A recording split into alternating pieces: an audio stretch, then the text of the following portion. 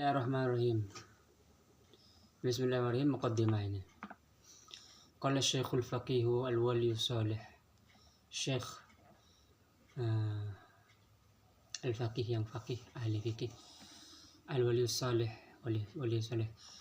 Abu Abdullah, yaitu Abu Abdullah Muhammad bin Yusuf As-Sanusi Al-Hasani. Abu Abdullah Muhammad bin Yusuf As-Sanusi Al-Hasani. Kalau kamu punya sambil punya kitabnya bagus ini. bin Yusuf bin Al-Hasani rahimahullahu ta'ala wa nafa'ana bihi bi ulumil amin. Berkata apa ucapannya? Alhamdulillahi, segala puji bagi Allah. Alhamdulillahi al-wasi'il judi. Al-wasi'il judi yang al-wasi' yang luas, al-judi kedermawanannya. Ini al-wasi'il judi itu al-wasi'il judi al-wasi' ini al-wasi'il judi maksudnya mudhaf ilaih. Tapi mudhafnya itu boleh ada alnya, al-wasi'il judi. Seharusnya enggak boleh. Ini ada pengecualian kalau isim mudhafnya itu terdiri dari isim fa'il dan sama-sama ada alnya, al-wasi' al-judi, maka boleh. Nanti di alfiah yang mau baca itu ada. Wal ata'i alladhi syahidat biwujubi wujudihi wa wahdaniyatihi wa azami jalalihi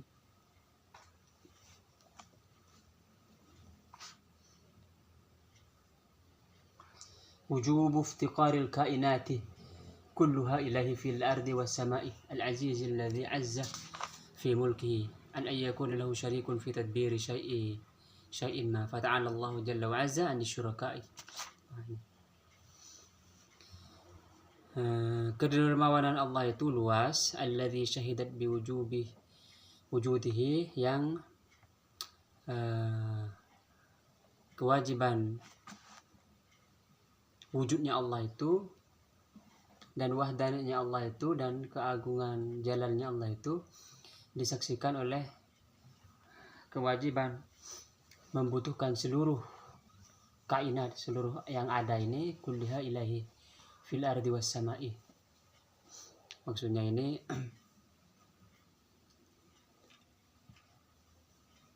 seluruh yang ada di alam semesta ini membutuhkan Allah Subhanahu wa ta'ala. Semuanya bergerak, angin berhembus, ini membutuhkan Allah. Semuanya, sesuatu yang bergerak membutuhkan Allah, sesuatu yang tidak bergerak membutuhkan Allah, semuanya.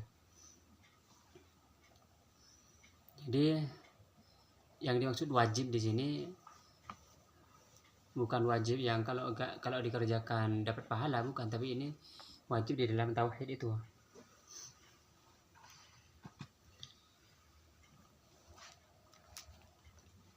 Ini muqaddimah dibaca aja, nanti kita langsung ke pembahasan. Dibaca sebagai tabarukan. Al-aziz alladzi azza fi mulkihi an yakuna lahu syarikun fi tadbiri syai'in ma fata'ala Allah jalla wa azza an syuraka'ir rahim ar-rahmani alladzi ammat ni'amahu al-awalim kullaha fala mukhallisata fala mukhlasa lika'inin antilkan an-na'ma'i al-wasi' al-karimi al-munfaridi bil ijadi.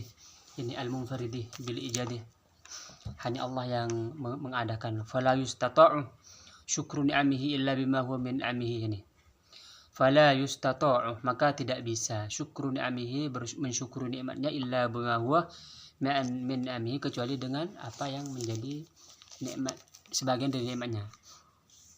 Artinya enggak maksudnya ini? Kalau seseorang ingin mensyukur nikmat Allah, maka mensyukuri nikmat Allah ini tidak bisa dilakukan kecuali dengan nikmat Allah yang lain. Jadi ketika kamu ingin bersyukur kepada Allah Subhanahu wa taala, kamu tidak bisa bersyukur kepada Allah kecuali dengan nikmat Allah yang lain. Artinya kamu tidak akan bisa bersyukur kepada Allah Subhanahu wa taala. Karena nikmat Allah kepada kamu ini terus datang. Kamu misalnya bersyukur, ya Allah, alhamdulillah saya bisa makan misalnya. Bisa makan. Ketika kamu alhamdulillah bisa makan, ngomong alhamdulillah bisa makan, sebenarnya masih pada waktu kamu ngomong ya Allah terima kasih, engkau sudah memberikan kemampuan saya untuk makan. Ketika kamu begini sebenarnya kamu sedang mendapatkan nikmat Allah yang lain yang belum kamu syukuri. Misalnya kamu bisa mengangkat kedua tangan, ini belum kamu syukuri, nikmat. Kamu bisa berbicara ya Allah, nikmat. Kamu bisa melafalkan Allah alhamdulillah, ini nikmat. Jadi untuk mensyukuri nikmat Allah, satu nikmat Allah untuk kamu syukuri, ini tidak bisa kamu lakukan kecuali dengan nikmat-nikmat Allah yang lain yang belum kamu syukuri. Maksudnya betapa nikmat Allah kepada kita yang datang itu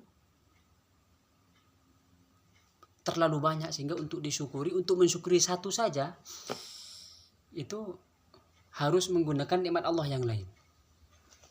Fala yustata', maka tidak bisa syukru ni'amihi, untuk mensyukuri nikmat Allah, illa bima huwa min ni'amihi, kecuali dengan apa yang menjadi sebagian dari nikmat Allah Subhanahu wa taala.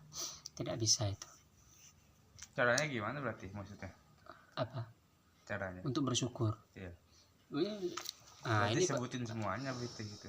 Pernah Nabi Musa bertanya, jika demikian ya Allah, kan Nabi ya, bagaimana saya untuk bersyukur kepadamu? Allah menjawab, dengan kamu menyadari bahwa kamu tidak mungkin mensyukuri semua nikmatku. Itu tidak mungkin. Kamu bisa melihat nikmat mata ini aja kamu sudah agak untuk ya Allah terima kasih karena bisa melihat ini satu mata ini sudah saya berkabar kalau kita rinci, ada hitam, ada putihnya, ada sinar, ada ruang, ada jarak. Kita bisa mengedipkan mata. Itu kalau dihitung berapa banyak? Kalau kamu nggak bisa berkedip sehari aja, untuk nggak mampu saja gitu. Tapi wajib juga bersyukur. Iya, bersyukur itu wajib. Dan bersyukur bertingkat-tingkat. Jadi kamu di tasawuf itu untuk bersyukur ini makom tinggi di dalam tasawuf. Kita juga jangan berbicara alhamdulillah terima kasih ya Allah misalnya.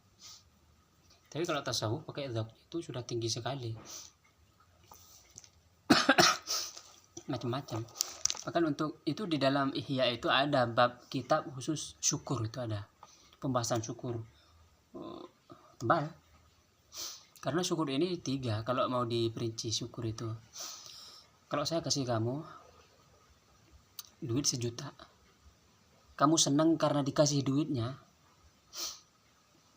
karena dapat duitnya itu, nanti itu bisa nggak disebut syukur.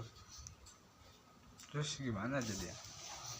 Kalau kamu bersyukur, senang, saya senang dapat duit, berarti itu syukurnya syukur orang awam. Kalau saya kasih duit 1 juta, kamu senang karena duit ini buat bikin taat kepada Allah, berarti dia sudah meningkat ke level kedua syukurnya. Yang ketiga, kalau Allah ngasih kamu duit 1 juta, kamu senangnya bukan karena duitnya yang 1 juta, tapi karena kamu senang yang ngasih itu Allah. Maka itu yang paling tinggi itu. Jadi seandainya kamu dikasih duit 100 rupiah dan 1 juta, senangnya ini sama. Senang bukan karena duitnya, tapi senang karena Allah yang ngasih. Min ni'amihi al-jama'i, yang banyak, nikmat Allah banyak sekali. Al-ghaniyil qudusi,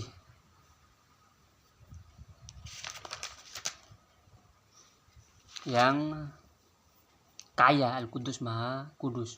Ini lagi ini. Fala wusula ila syai'in min fadlihi illa bimahdi fadlihi ta'ala rabbuna wa jalla anil awradi. Oh, okay. Ta'ala rabbuna. Ini. Fala wusula ila syai'in min fadlihi illa bimahdi fadlihi. Fala wusulah, maka tidak bisa sampai ila syai'in min fadlihi, kepada sedikit saja, kepada satu saja min fadlihi, dari karunia Allah, illa bimahdi fadlihi, kecuali dengan fadl Allah yang murni. Dalam tauhid nih, segala sesuatu ini adalah fadl dari Allah. Fadl itu artinya pemberian murni dari Allah tanpa usaha dari kamu. Seluruhnya. Kalau di sini ada kayaknya nih. Yang apa? Arti dari fadl ini. Karunia dari Allah tanpa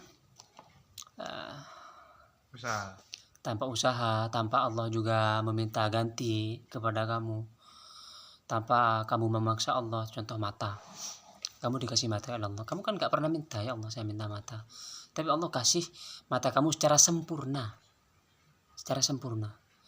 artinya nggak separuh-separuh Allah kasih kamu mata itu, dan Allah nggak minta kamu bayaran, dan kamu nggak pernah maksa Allah untuk, dan Allah nggak pernah, artinya Allah ini memberikan kamu mata itu murni, pure, karunia, karena Allah ini Allah ini berbuat baik kepada kamu.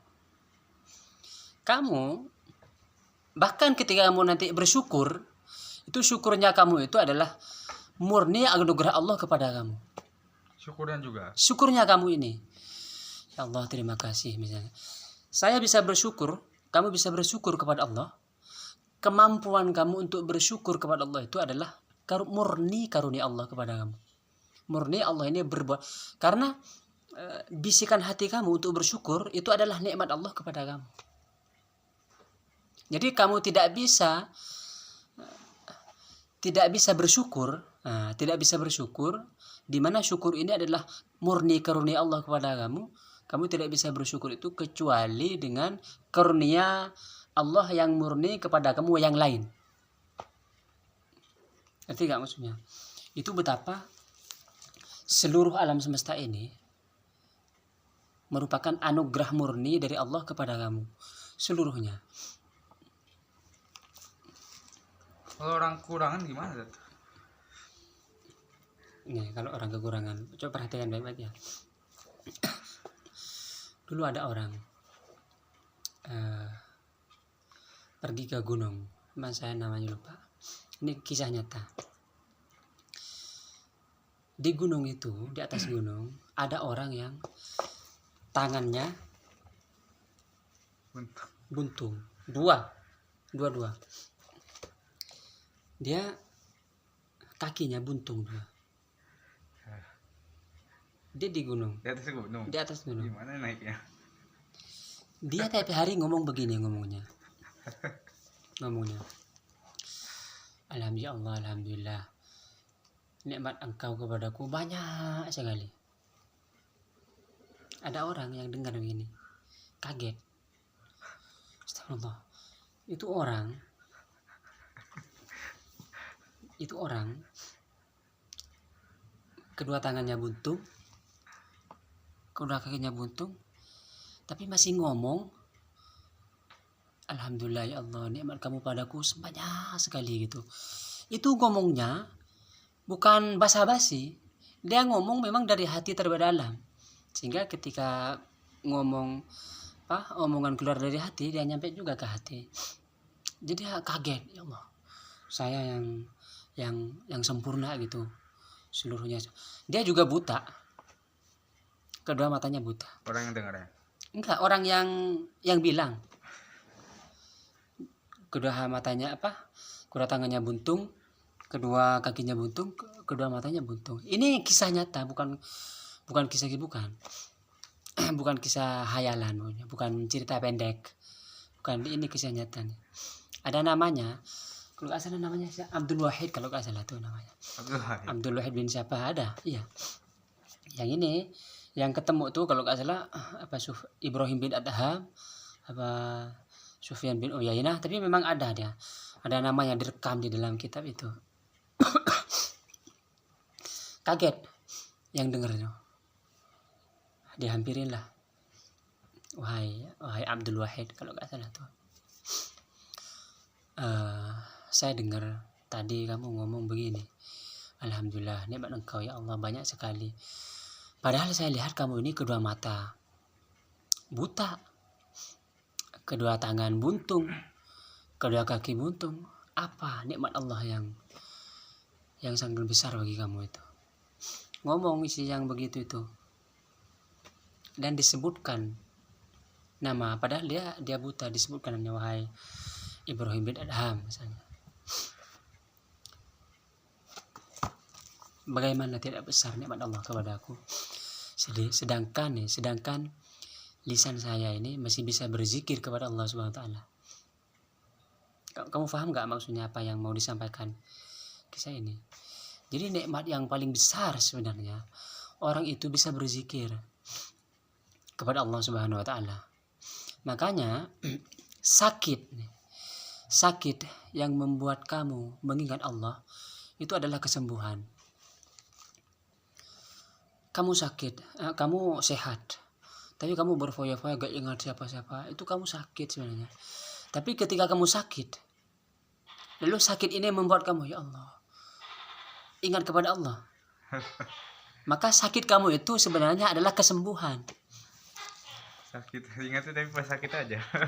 Ya makanya, nah orang ketika dia ingat kepada Allah berzikir itu sebenarnya sedang sembuh ya. Jadi sakit atau luka yang membuat kamu mengingat kepada Allah berarti itu sebenarnya adalah kesembuhan. Lebih baik kamu luka daripada tapi mengingat Allah SWT, tapi kamu bergelimang kenikmatan. Apa kamu tadi pertanyaannya bagaimana kalau orang kekurangan kan? Sebenarnya nggak ada orang yang kekurangan, itu memang makanya ketika nikmat kamu ini hilang, ketika kamu merasakan kekurangan, ketika kamu membandingkan dengan orang lain yang lebih dari kamu. Ketika kamu nggak punya apa-apa, kamu ingin punya sepeda yang di kayu itu kan. Seandainya saya punya sepeda yang di kayu, alhamdulillah senengnya gitu. Karena membandingkan kamu dengan orang yang punya sepeda kayu. Ketika kamu punya sepeda kayu, kamu ingin sepeda motor. Coba aja jangan kamu bandingkan. Sepeda kayu alhamdulillah seneng sekali saya. Jadi kamu bandingkan, aduh seandainya saya punya sepeda motor, itu sudah gak ada syukur lagi itu. Goblok juga saya, cuman ini usaha saya kurang berarti kan begitu. Gimana nikmat Allah? Allah gak adil, saya sudah kerja siang malam cuman nikmatnya cuman segitu doang. Cuman sepeda. Orang dia duduk Allah kasih nikmat sepeda motor, gimana? Gak adil. Setelah dapat sepeda motor, kamu lihat mobil. Aduh, kok saya gak punya mobil. Kalau jalan kepanasan, gitu kan, kehujanan, kamu bisa marah-marah begini nih. Bisa hewan berbicara. Bukan hewan berbicara. Oh, Seluruh hewan yang ada di kebun binatang keluar semua dari mulut kamu tuh. Anjing, babi, monyet keluar gara-gara. Padahal bayangkan itu, kalau kamu bandingkan dengan orang, wah dia jalan kaki, saya sudah bisa sepeda motor, alhamdulillah. Jadi kamu keluarnya dari hati, alhamdulillah. Ini tata cara bagaimana mengolah hati kamu. Saya nggak punya waktu untuk belajar misalnya. Itu banyak, kita punya 24 jam. Sama dengan orang yang pintar-pintar 24 jam sama. Cuman mereka menggunakan seluruh waktunya untuk belajar. Kita waktunya untuk main gadget, main apa, main ini. Itu kalau orang begini terus, kalau masih orang ini melihat kekurangan, berarti dia ada yang salah dengan cara dia mensyukuri nikmat Allah. nikmat Allah. Bahkan orang yang lumpuh tadi itu dia bersyukur kepada Allah. Bagaimana kita yang sempurna ini gak punya rasa syukur?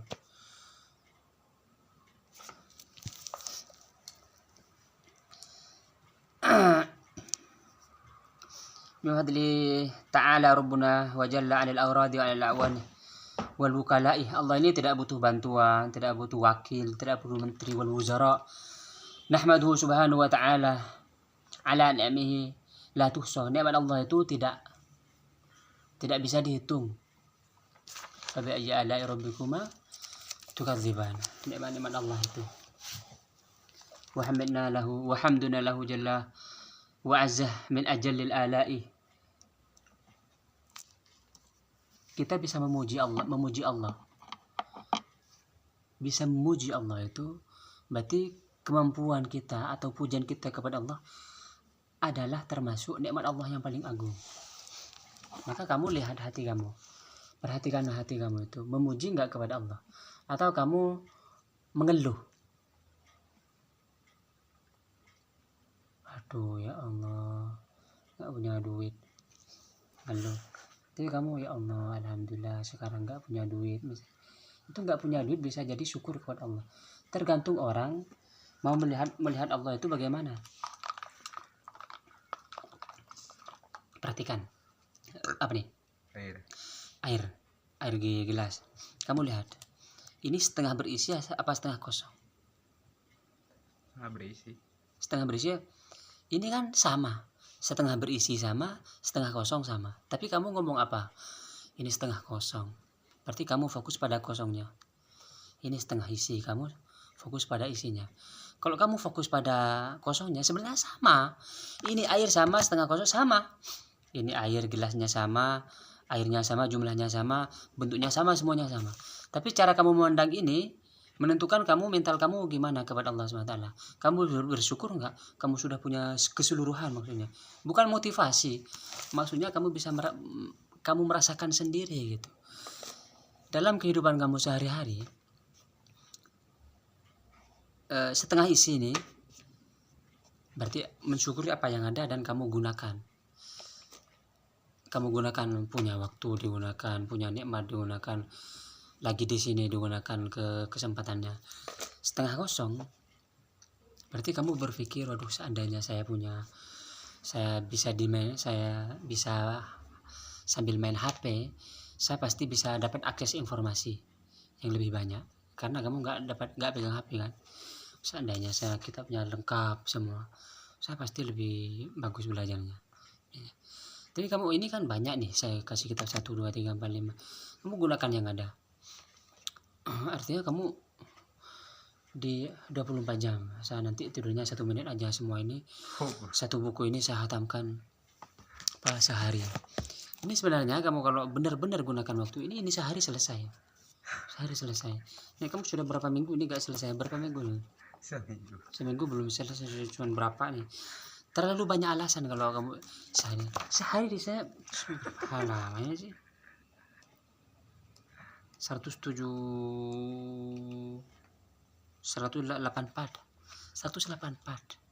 Saya dulu waktu saya tahan 100 menit mah ya 1000 halaman itu 3 hari. Saya ingat tuh karena sekarang, tapi ingatnya kalau dulu gak ingat karena orang senang gitu. Kamu tahu nggak senang main game itu 24 jam. Kalau senang lupa waktu. Artinya kalau kamu masih ingat waktu, maksudnya kamu masih mengeluh ini gak hatam-hatam, kamu gak menikmati belajar. Ngerti gak maksudnya? Bukan dalam hal meremehkan, bukan. Maksudnya orang itu senangnya nanti ini kan menentukan masa depan. Suka belajar, oh berarti dia memang suka baca nih. Tapi kalau nggak suka belajar, mungkin memang takdirnya bukan di dalam ilmu. Di mana ya? Dia bekerja di misalnya jadi apa? Maksudnya kalau suka, memang dia pengen di dunia ilmu harus begini, harus hatam. Ini berapa? 100. Seharusnya ini seharian hatam. Seharusnya. Sehari baca. Itu lupa waktu itu. Bahkan ada ulama itu beberapa puluh hari karena saking asiknya dia baca kitab hatam itu sampai kalau nggak salah 40 hari sudah hatam semua. Muridnya datang, wahai guru, untuk sholat duhur gitu. Iya, sholat duhur lah dia. Nggak sadar kalau sudah 40 hari. Baru datang muridnya. Dan guru, kenapa engkau 40 hari berdiam dalam rumah gitu? 40 hari katanya. Itu 40 hari berarti dia tidak tidur dia. Baca terus karena asik. Kamu tahu asik nggak maksudnya? Masa nggak tidur, nggak makan, nggak minum, Ustaz? Kamu nggak. Itu manusia ini makhluk yang paling unik itu manusia. Dia kalau sudah suka, nanti kamu kalau cinta cewek ya, kalau biasanya ini bisa difahami kalau memang lagi cinta-cintanya, itu sudah lupa semuanya. Tapi saya kayaknya nggak gitu juga dah. Dia waktu belum Main game aja saya makan minum tidur juga. masih tidur. Masih tidur juga tuh. Berarti kamunya masih kurang apa? Senang-senangnya apapun juga masih tidur makan. Masa ini orang 40 hari di rumah. Misalnya misalnya. Betul juga. Tapi itu kamu misalnya game. Ini kalau game di bawah sambil lalu, gamenya mungkin tamat bertahun-tahun sambil lalu. Tapi kalau kamu lagi husuk nih, itu seminggu kan bisa hatam, ya kan? Nah, itu kan waktunya sudah relatif kan. Maksudnya untuk menghatamkan ini bisa, kalau kamu cari-cari alasan, saya begini begitu, ada begini begitu. Beda dengan orang yang kalau sudah suka membaca nih, dia cari alasan untuk membaca. Tapi kalau orang yang nggak suka membaca, dia akan cari alasan untuk tidak membaca. Saya ngantuk, saya butuh tidur, saya butuh ini, butuh itu. Nggak bacalah dia. Tapi kalau orang yang suka membaca, dia akan cari alasan untuk baca. Mau sakit, mau tidur-tiduran dia baca. Jadi dia harus hatam ini buku. Jadi benar-benar jadi orang.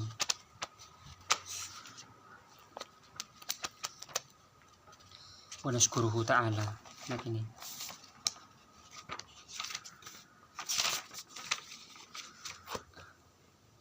Wallahu a'lam.